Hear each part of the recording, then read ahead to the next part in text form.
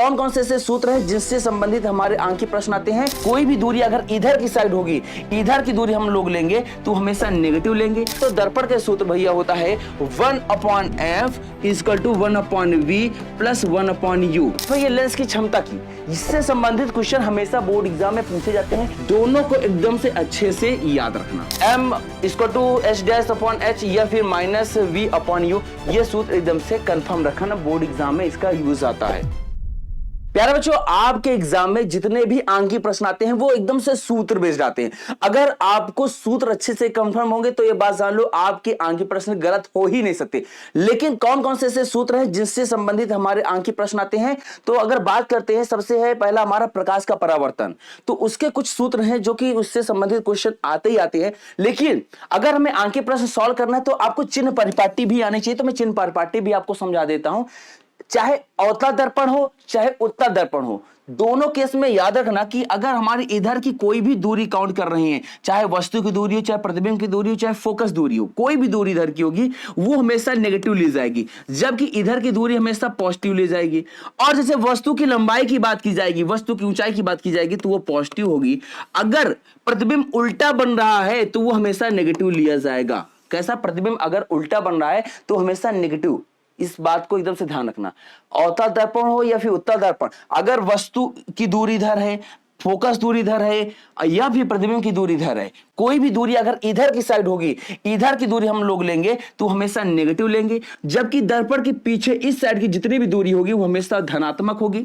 अगर हम वस्तु की लंबाई की बात करेंगे, अगर ऊपर की ओर है तो सीधा प्रतिबिंब हो चाहे वस्तु की लंबाई हो वो हमेशा धनात्मक होगी। और अगर प्रतिबिंब उल्टा बन रहा है तो नीचे की ओर बनेगा और नीचे वाली लंबाई हमेशा नेगेटिव होती है। लेकिन अब इसका हम लोग एकदम शॉर्ट ट्रिक में देख सकते हैं कि अवतल दर्पण की बात की जाएगी तो अवतल दर्पण में जो वस्तु की दूरी होती है वो हमेशा नेगेटिव ली जाती है। अगर फोकस दूरी की बात की जाए किसमें? अवतल दर्पण में, तो वो हमेशा नेगेटिव ये भी ली जाएगी।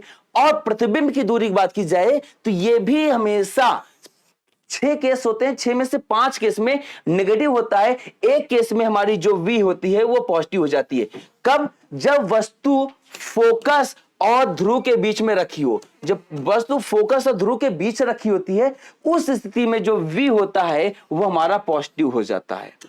नेक्स्ट बात करते हैं उत्तल दर्पण में। तो उत्तल दर्पण में जो वस्तु की दूरी होती है वो धनात्मक नेगेटिव ली जाएगी, फोकस दूरी है वो धनात्मक ली जाएगी, और जो भैया प्रतिबिंब की दूरी है वो भी धनात्मक ली जाएगी। इसमें कोई भी चेंजेस नहीं होंगे, यही होगा 100%।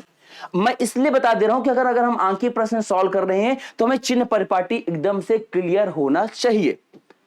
अगर दर्पण के सूत्र की बात की जाए तो दर्पण के सूत्र भैया होता है 1/f = 1/v + 1/u।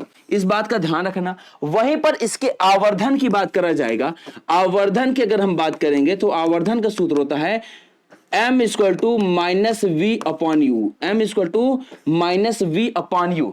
और अगर दर्पण में अगर क्वेश्चन पूछ लेगा कि प्रतिबिंब की लंबाई क्या है, वस्तु की लंबाई क्या है, उस स्थिति में जो आपको फार्मूला होगा m = होगा, इसको m हटा देना, I/O = -v/u। अगर आपको प्रतिबिंब की लंबाई निकालना कह दिया तो प्रतिबिंब की लंबाई अगर पूछ लिया तो यह सूत्र आप अच्छे से याद रखना।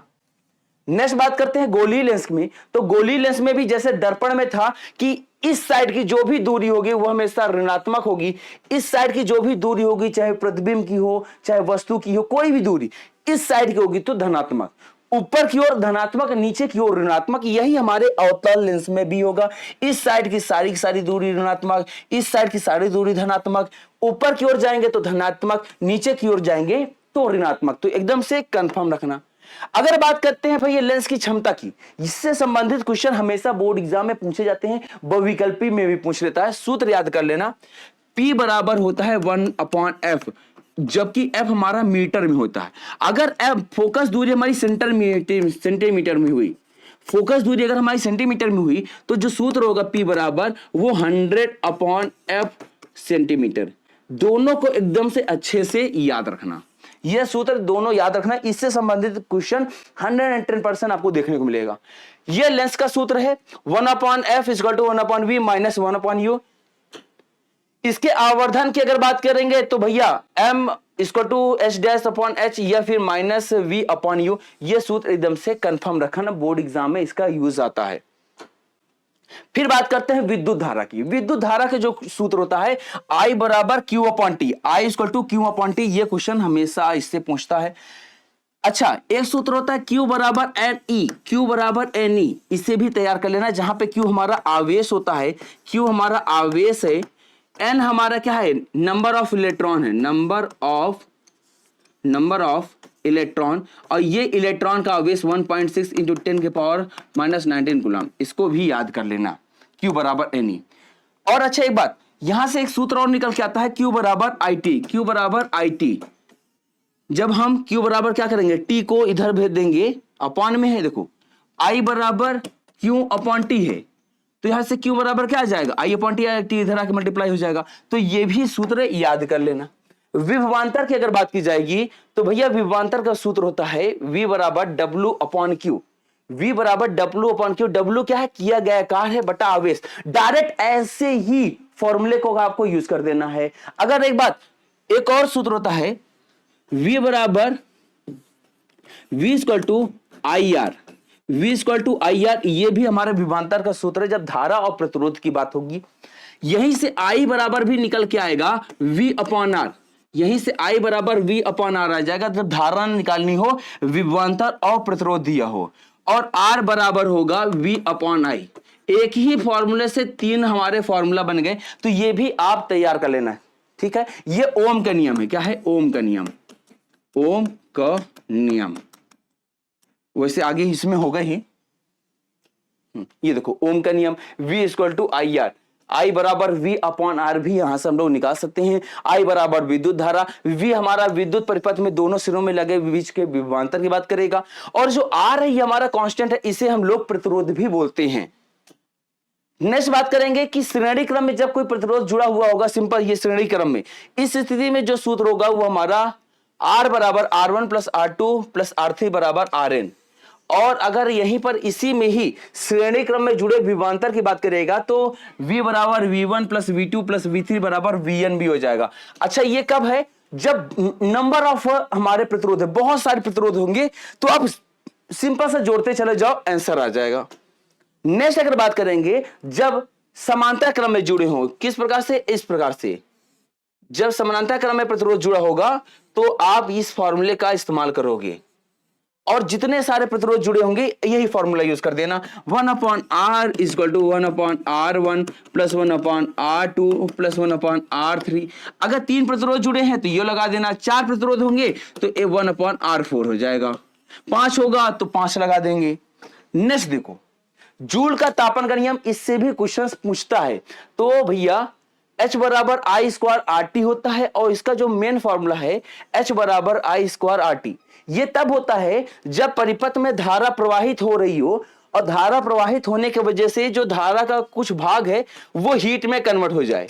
हीट में जब कन्वर्ट, जैसे होता है ना, धारा प्रवाहित करने में तार गर्म हो जाती है, ऊष्मा उत्पन्न होती है, और इसी का इस्तेमाल आप लोग हीटर में और जो पानी गर्म करने वाला गीजर है वहां पर किया जाता है, विद्युत बल्ब में करते हैं। विद्युत शक्ति का भी सूत्र बोर्ड एग्जाम में बहुत पूछता है, P बराबर W अपॉन T, इसको याद कर लो।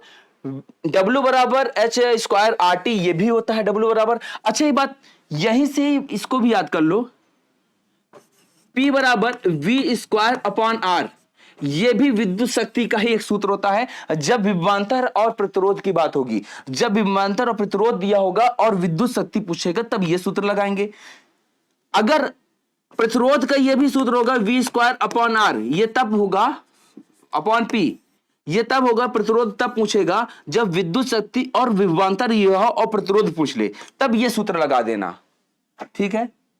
चालक पर लगने वाले बल, चालक पर लगने वाला बल F बराबर I L sine theta, B I L sine theta, F बराबर B I L sine theta, ये भी संबंधित क्वेश्चन पूछ लेता है, बहुत रेयर केस में पूछता है, तैयार कर लेना। हाँ ठीक है, तो भैया ये थे आपके संपूर्ण विज्ञान के वे फॉर्मूले जिससे संबंधित क्वेश्चन आपके बोर्ड एग्जाम में 110% पूछा ही जाता है, और एकदम बेहद आसान फॉर्मूले होते हैं और बेहद आसान आंकी प्रश्न होता है, सारे के सारे एकदम फॉर्मूला बेस्ड होते हैं। बस इतने फॉर्मूला तैयार कर लो, तुम्हारा एक भी अंक की प्रश्न नहीं फंसने वाला। अगर तब पर भी दिक्कत होती है कमेंट करके जरूर जाना कहां प्रॉब्लम आ रही है, आपका सॉल्यूशन लेकर के मैं आपका राज भैया जरूर आऊंगा। मिलते हैं नेक्स्ट वीडियो, तब तक के लिए नमस्कार, राधे राधे, जय हिंद।